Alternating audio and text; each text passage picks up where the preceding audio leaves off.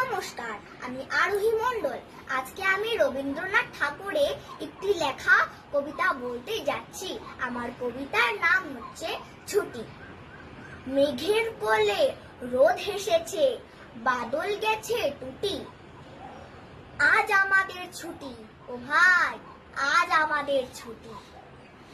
কি করি আজ ভেবে না পাই, পথ হারিয়ে কোন বনে যাই, কোন মাঠে গে ছুটে বেড়াই, সকল ছেলে জুটি। আজ আমাদের ছুটি, ও ভাই আজ আমাদের ছুটি। কেয়ার পাতার নৌকো গুড়ে সাজিয়ে দেব ফুলে, তাল দিঘিতে ভাসিয়ে দেব চলবে দুলে দুলে। রাখাল ছেলের সঙ্গে ধেনু চড়াবো আজ বাজিয়ে বেনু, মাখাবো গায়ে ফুলের রেণু, চাপাবো বনে লুটি। আজ আমাদের ছুটি, ও ভাই আজ আমাদের ছুটি।